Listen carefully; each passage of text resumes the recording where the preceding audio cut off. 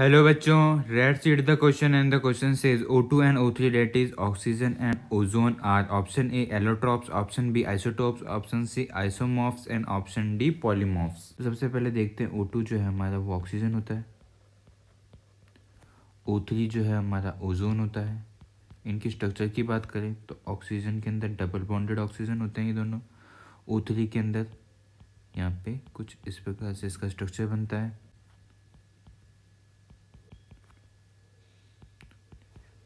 अब ये दोनों एक दूसरे के होते हैं एलोट्रॉप्स। एलोट्रॉप्स क्या होते हैं? एलोट्रॉप्स वो कंपाउंड होते हैं जो, या फिर वो एलिमेंट्स जो एग्जिस्ट करते हैं दो डिफरेंट फॉर्म्स के अंदर,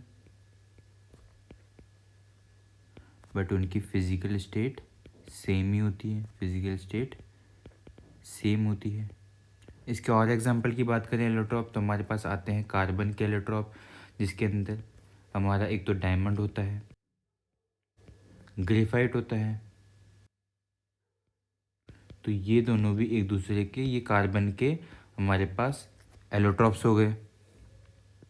अब बात करते हैं ऑप्शन बी आइसोटोप्स की। आइसोटोप्स वो केमिकल एलिमेंट्स होते हैं जिनका एटॉमिक नंबर सेम होता है एंड मास नंबर जो है वो डिफरेंट करता है, वो डिफरेंट होता है उसके अंदर।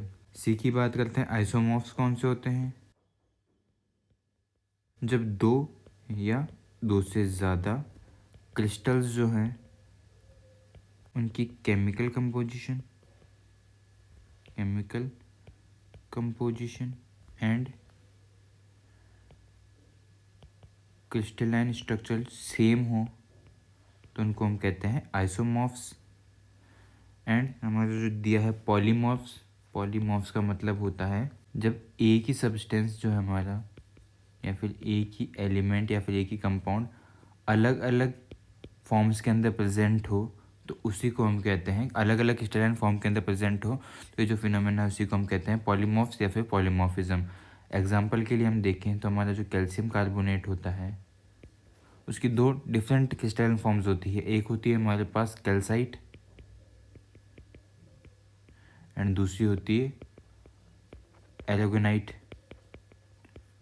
तो ये दोनों एक दूसरे को हो गए पॉलीमॉर्फ्स। क्वेश्चन में हमसे पूछा है कि ऑक्सीजन और O3 क्या है, तो वो है हमारे एलोट्रॉप्स। डेट इज कि दोनों एलिमेंट जो हैं वो डिफरेंट फॉर्म्स के अंदर एग्जिस्ट करते हैं और फिजिकल स्टेट इनकी होती है सेम। तो हमारा करेक्ट आंसर हो जाता है option A allotropes. Hope understood it well, all the best.